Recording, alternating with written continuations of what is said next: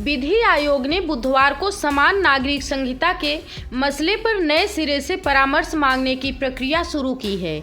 आयोग ने आम लोगों और धार्मिक संगठनों से इस मुद्दे पर राय मांगी है।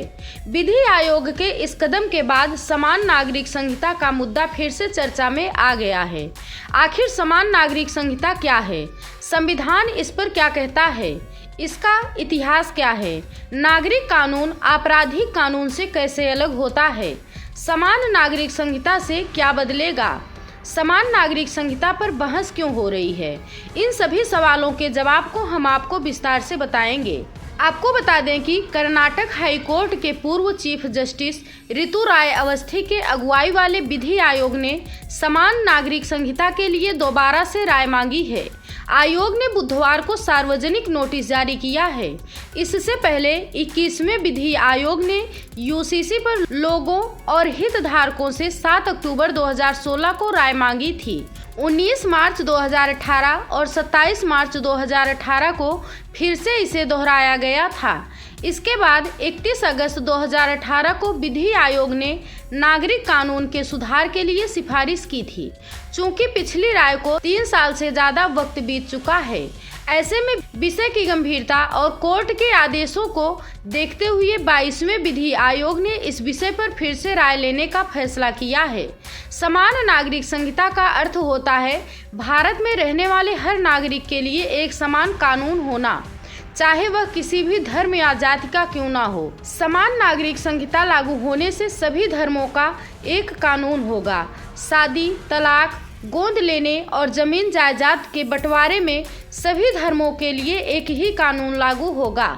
ये मुद्दा कई दशकों से राजनीतिक बहस के केंद्र में रहा है। यूसीसी केंद्र की मौजूदा सत्ताधारी बीजेपी के लिए जनसंघ के जमाने से प्राथमिकता वाला एजेंडा रहा है। बीजेपी सत्ता में आने पर यूसीसी को लागू करने का वादा करने वाली पहली पार्टी थी और ये मुद्दा उसके 2019 के लोकसभा चुनाव के घोषणा पत्र का भी हिस्सा था। देश में संविधान के अनुच्छेद 44 में समान नागरिक संहिता को लेकर प्रावधान है। इसमें कहा गया है कि राज्य इसे लागू कर सकता है। इसका उद्देश्य धर्म के आधार पर किसी भी वर्ग विशेष के साथ होने वाले भेदभाव या पक्षपात को खत्म करना और देश भर में विविध सांस्कृतिक समूहों के बीच सामंजस्य स्थापित करना था। संविधान निर्माता डॉक्टर भीमराव अंबेडकर ने कहा था कि यूसीसी जरूरी है, लेकिन फिलहाल ये स्वैच्छिक रहना चाहिए। संविधान के मसौदे के अनुच्छेद 35 को भारत के संविधान के भाग 4 में अनुच्छेद 44 के रूप में राज्य नीति के निदेशक सिद्धांतों के हिस्से के रूप में जोड़ा गया था। इसे संविधान में इस नजरिए के रूप में शामिल किया गया था जो तब पूरा होगा जब राष्ट्र इसे स्वीकार करने के लिए तैयार होगा और यूसीसी को सामाजिक स्वीकृति दी जा सकती है। यूसीसी की उत्पत्ति औपनिवेशिक भारत में हुई जब ब्रिटिश सरकार ने 1835 में अपनी रिपोर्ट प्रस्तुत की। इस रिपोर्ट में अपराधों, सबूतों और अनुबंधों से संबंधित भारतीय कानूनों की एकरूपता की आवश्यकता पर जोर दिया गया था। विशेष रूप से इसमें यह सिफारिश की गई थी कि हिंदुओं और मुसलमानों के पर्सनल लॉ को इस तरह के संहिताकरण के बाहर रखा जाए। ब्रिटिश सरकार को 1941 में हिंदू कानून को संहिताबद्ध करने के लिए BN राव समिति बनाई गई। समिति ने शास्त्रों के अनुसार एक संहिताबद्ध हिंदू कानून की सिफारिश की जो महिलाओं को समान अधिकार देगा। इसके साथ ही समिति ने हिंदुओं के लिए विवाह और उत्तराधिकार के मुद्दों में भी नागरिक संहिता की सिफारिश की। राव समिति की रिपोर्ट का प्रारूप BR अम्बेडकर की अध्यक्षता वाली चयन समिति को सौंपा गया था। ये प्रारूप 1951 में संविधान को अपनाने के बाद चर्चा के लिए आया। चर्चा के बीच ही हिंदू कोड बिल समाप्त हो गया और 1952 में दोबारा प्रस्तुत किया गया। बिल को 1956 में हिंदू उत्तराधिकार अधिनियम के रूप में अपनाया गया था ताकि हिंदुओं, बौद्धों, जैनियों और सिखों के बीच वसीयत या उत्तराधिकार से संबंधित कानून को संशोधित और संहिताबद्ध किया जा सके। अधिनियम ने हिंदू व्यक्तिगत कानून में सुधार किया और महिलाओं को अधिक संपत्ति, अधिकार और मालिकाना हक दिया। इसने महिलाओं को उनके पिता की संपत्ति में संपत्ति का अधिकार दिया। भारत में आपराधिक कानून समान है और सभी पर समान रूप से लागू होते हैं, चाहे उनकी धार्मिक मान्यताएं कुछ भी हों।